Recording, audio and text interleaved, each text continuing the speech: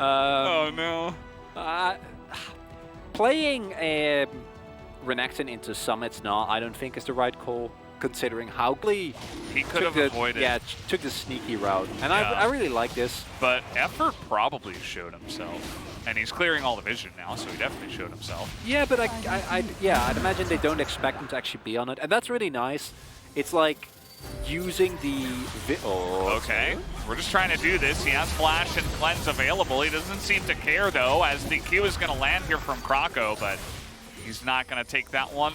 A simple Cleanse and ultimate coming in from Jun is enough to push them away. Herald percentage. But, okay, here we go. We're trying to get on top of Jet. He has his flash, but he will not use it as he says he's done. And 14.5 minutes will be much faster. We do get some action here as the mid laner of DRX goes down. Action! Woo! Only took 40 minutes. We made it. As that is a very nice pick, showing the power of that Akali. Again, Effort, the one setting up that play.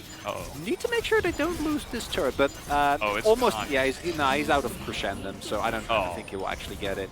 Or? Unless. Nice. Unless. Oh. He took aggro on the turret though, but he doesn't seem to care. He's trading back really nicely. Kind of gets lost in the minions there for a second, but he takes it down, and Pioshik and John were right behind him as well, but not able to rotate over quick enough. They know Smite's available, so surely Pioshik will just smite that. There we go. Picks up the first blood. And now we're actually looking at the mid-tier 1 here for LIIV SANDBOX. There's only 2 players. Taeyeon has some nice wave clear, so he'll be able to do that. But once Shelly comes in and starts tanking, they're actually trying to kill Taeyeon here. There's that shield bow getting a lot of work done. But at the same time, they're not able to get any kills down as effort goes incredibly low. But with Fate coming over, they're not going to continue.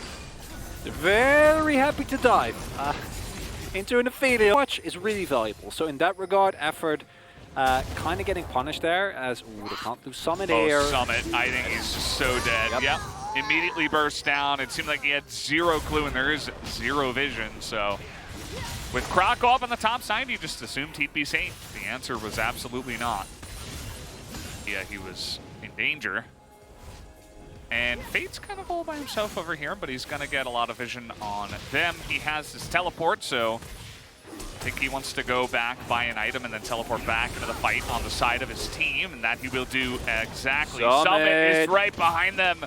He doesn't quite have Meganar, though, so he needs some time, but they're kind of between a rock and a hard place here. Pioshik sets up a nice engage, and that Galio ultimate gets a lot of value, but Krako gets a huge kick into the Gnar here, but Summit is trying to do this all by himself as Fate, he was over there just chasing down the Diana, as Jet is just going to evacuate the rest of his team. The Dragon here will go the way of LIIV SANDBOX on top of the 2 kills. I think DRX piloted that as well as you reasonably could have. They take into account Summit, immediately spread apart to make sure that the Gnar doesn't get too much value. Unfortunately, the engage from LIIV SANDBOX is still very nice. Fate dives in very deep to get so much damage done, and eventually they collapse on top of Summit. Doesn't really matter when the rest of your team has taken so much damage. Prince also staying. Yeah, you know, as you mentioned, you have this Ezreal, so this is one thing you can do. Just stay here as a Phalanx, deny them entry to the river, and DRX want to say no to that. They want to get in there. They know that now is the time to fight. Unfortunately for them, that engage was a little bit dicey, and Prince is just a turret. I mean, you're running straight into damage, and there's not much you can do, so they're just going to give away the Cloud Soul. And Effort's like, okay, we're ready to go, right? We're not going to allow you to do the Baron. We're going to take position in the middle of the mid lane and just hunt you down. Immediately is going for a build that provides you with more side lane pressure, right, in the Black Cleaver. Start of the Drake here. I don't know what DRX is going to do about this. Seemingly nothing. Yeah, they don't have any vision. I mean, it's cleared all the way down to the Wolves. And the damage that they have on this Baron as well is really, really nice.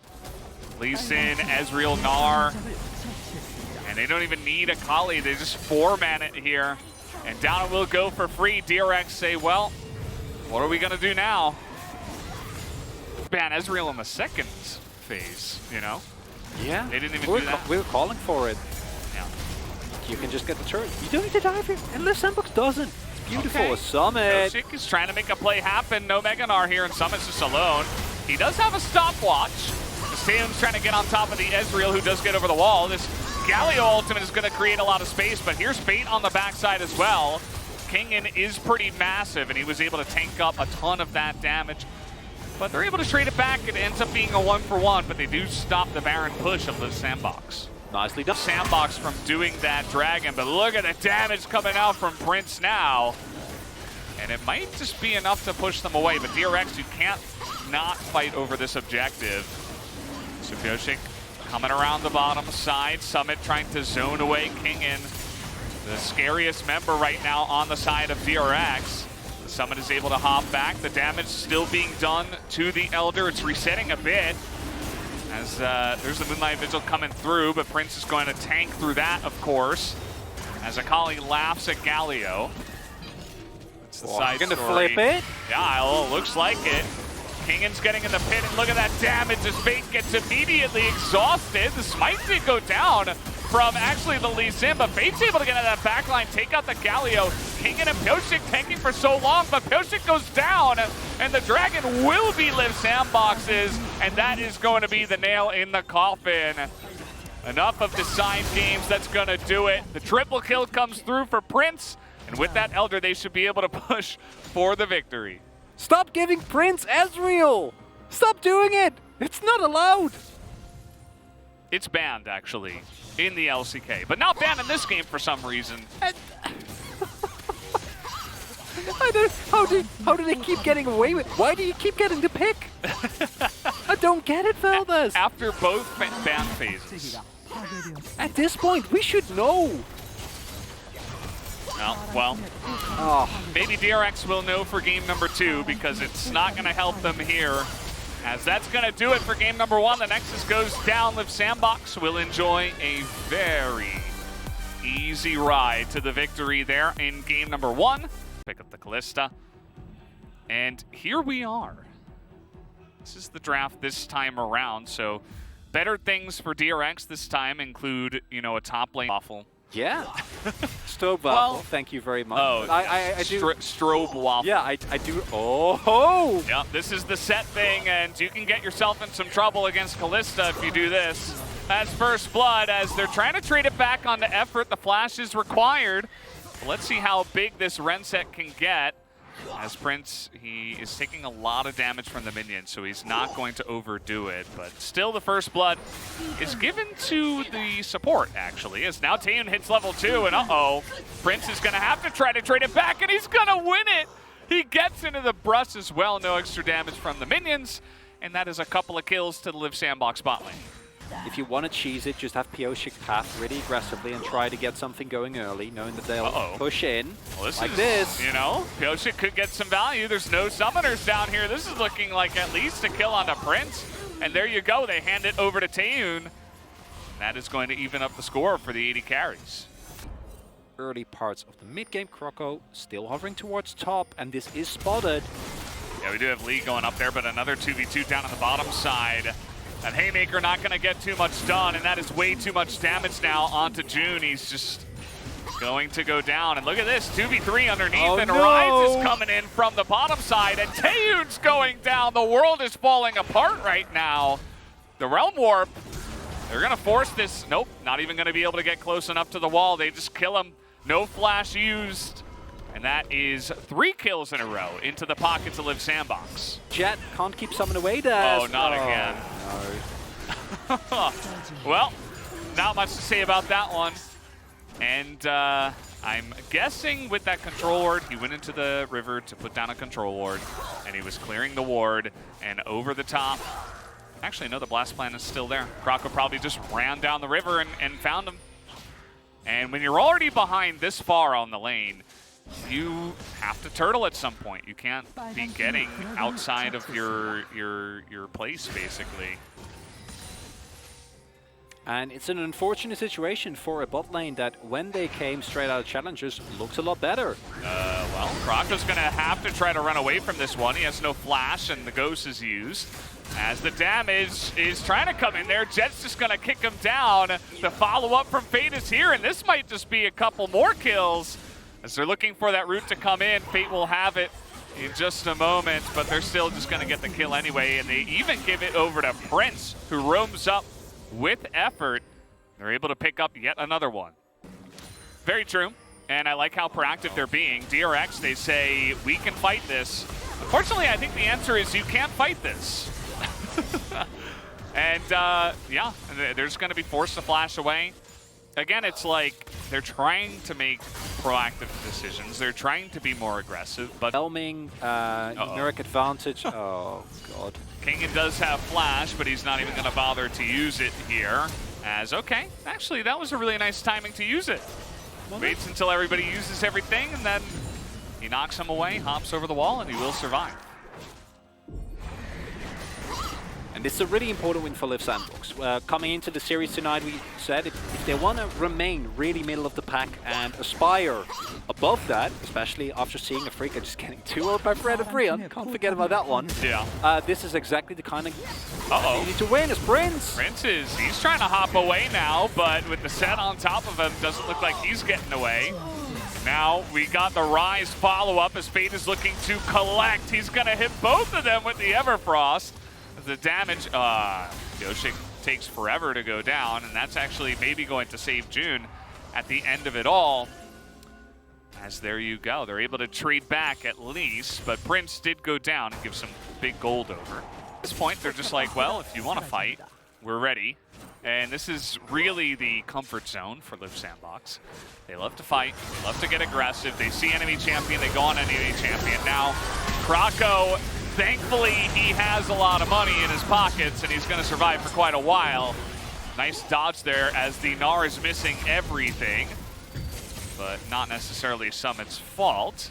Everybody having to flash away at the end of it all, and it is... So, the Ocean Soul in 2.5 minutes, which you do not enjoy as a Pokemon? Oh, that's going to be the stun right onto Pyoshik, and he is just all alone. He's going to flash here. The Fate's Call will be used, and that is going to be the kill. And now they just say, well, we have Callista who's super fed and Rise who's super fed. Why don't we just do the Baron? I like it. No jungler, no Moonfall, no damage. They should be fine. Now let's see how the Shock Blast comes in. No, I don't even think Jace is going to get here on time. The amount of Baron damage that they have is pretty obscene, as that's going to be that, as yes, we will have a sacrificial effort. But at the end of the day, it's Baron taken with 2 minutes until the Ocean Soul. And that is a massive win here for LIIV Sandbox. And they're giving up a lot of this river, our LIIV Sandbox. I mean, DRX just push on in. They're going to find Jet. And here's the Realm Warp trying to get on in is Fate now. As another stun is here. And DRX, they're not confident to press their buttons, as in goes June. He's kind of alone. He's trying to get that engage going, but on the bottom side, we also have Pyoshik getting isolated here by the two of these guys. Summit and Krako once again join forces as Kingen, he is desperate to get anything done in this game, but he's just going to get 3-shot down by the Gnar. And do they even need the Ocean Soul now? Nope, they're just going to teleport in and look to end the game. And why not? You can just call it here. Double teleport comes in on top side. They're just gonna go past 2 turrets. And why not? You just took them down. You have an overwhelming gold lead, and for LIIV Sandbox, this is a huge win. This was one I think they really needed to regain momentum. It's a team where, as we see, if they get a lead, they push it very, very well. Takes them some time to warm up. There's 3 members of DRX available. They don't seem to care, though. They are very aggressively getting in here. But Summit is going to die, and that means that the game is not yet over. The Baron buff is going to time out. Keep in mind, they could have just taken the Ocean Soul and gotten 1 inhibitor. Instead, they went in, and now they're getting chased down. Thankfully, they're going to avoid that accelerated Shock Blast. But Kingen, he's on a mission. He's like, let me take the short way around and try to get some damage in. Here he comes, it's gonna hit effort, but actually doesn't end up doing too much damage, and the follow-up Doesn't seem to be quite there. King, though, he's still looking at it as Pyosik now trying to set up the engage. They're trying to get on top of Prince, but he will live. They get the rise, though, and look at this. They're going to take down 3 members of LIIV SANDBOX just like that, and they should get the Ocean Drake as well. Minute hold, and DRX, they hold on for dear life. Prince and Summit, you can maybe bully them away. You can't do this, though. Oh, man, we got Teleport coming in, too. That is a really nice face breaker as June, he is making this happen. Prince now has to flash away, but it's Diana, as Pyosik is just going to shoot him down. And so they're going to get a bonus Callista on top of the Ocean Drake. And we're in a position in this game where... Was that a setback? Yes. Okay, here we go. Yeah. They had some really nice Baron damage at 21 minutes, so they probably have a lot here at 27 minutes. DRX, they want to go again. All right, I think it's a bit slow this time around, though. The Baron is going to be taken down, and DRX say, well, a little bit too slow to catch up to that one. You do this, maybe we can get some more value in. 1 minute. Yeah. Then the Drake will come in. Nice dodge there on the True Shot Barrage, not going to hit Prince. As now they're going to use this pressure, they're finally going to be able to take down that mid-turret. Effort gets pulled in. Summit also is able to win the trade up on the top side. As it seems like DRX are preparing for their final defense. The Solar Flare comes in, and Effort is not going back as he has Fate's Call. That's going to be enough to zone them off of this inhibitor. They get 2, the 3rd one is open, and the Ocean Soul is spawning in 30 seconds. As a whole, nothing to be afraid of. Does need to get his Mega Knot built up and avoid a collapse as Effort! Effort, yeah, he's so tanky though. He's living forever, but it's not actually going to be forever, and now his team is trying to commit afterwards. Jet trying to get in there. And Pyosik goes for the big engage, but it's not quite enough. Summit's on the backside as well. Meganar about to come in here.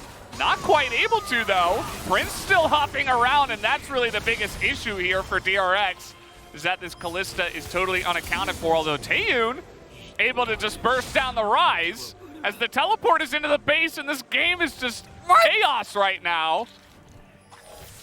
Taeyun, he still lives. He can keep kiting them. Undertow. Okay, he's going to use that shift. The teleport? Prince is just doing the dragon. He doesn't seem to care at all. He's like, okay, Kroko, we're just gonna all in on the dragon here. We can't lose it, right? Okay, they don't lose it, and now they're actually trying to fight here. And Prince has the GA, but the Olaf with the stopwatch, they're trying to survive for so long here. And they actually will. Prince finally will go down, but Kroko takes a bit longer. The 2 of them get the Ocean Soul, but they die as we have delved into Supreme Chaos. It's Gaon! Are we just...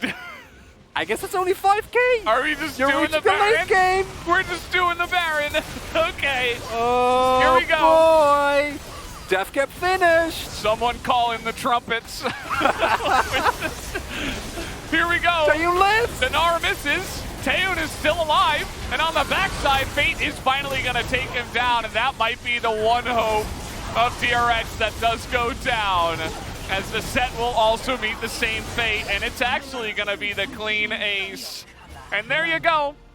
It's just the triple for Fate, and the job is done. The Rise Ultimate for the cherry on top. And that is going to be LIIV SANDBOX picking up the 2-0 tonight. Super clean, nothing to see here tonight, guys. Oh, you can never count out DRX. But the lead build up by LIIV SANDBOX in